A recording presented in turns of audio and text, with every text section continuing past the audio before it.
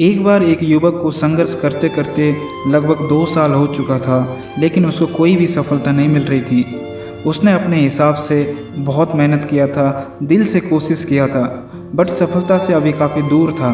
वो बहुत ज़्यादा परेशान हो गया, फिर आत्महत्या करने के लिए जंगल में चला गया।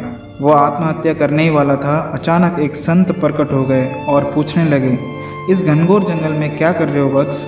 उस युवक ने जवाब दिया, मैं जीवन में संघर्ष करते करते थक चुका हूँ। मैं हर एक चीज़ में फेल हो चुका हूँ। मैं हार चुका हूँ ज़िंदगी से, इसीलिए आत्महत्या करके अपने बेकार जीवन को ख़त्म करने आया हूँ। संत ने पूछा, तुम कितने दिनों से संघर्ष कर रहे हो? युवक बोला, पिछले 2 साल से कड़ी मेहनत कर रहा हूँ, लेकिन कुछ रिजल्ट नहीं मिल रहा है, ना ही कुछ बदलाव हो रहा है, ना ही किसी परीक्षा में सफल हो सका हूँ। संत ने कहा, तुम्हें नौकरी भी मिल जाएगी और तुम सफल भी हो जाओगे, बस कुछ दिन और प्रयास करो, निराश ना हो।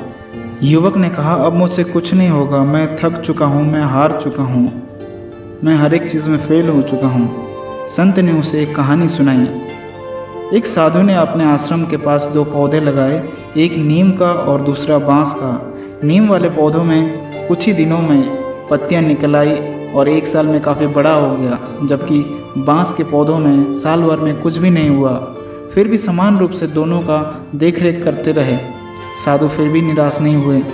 दूसरे वर्ष बांस के पेड़ में कुछ नहीं हुआ, नीम का पेड़ और बड़ा हो गया। इसी तरह तीसरे और चौथे वर्ष भी बांस का पेड़ में कोई बदलाव नहीं आया, वैसा ही रहा, लेकिन नीम का पेड़ काफ़ी बड़ा हो गया। साधु फिर भी निराश नहीं हुआ।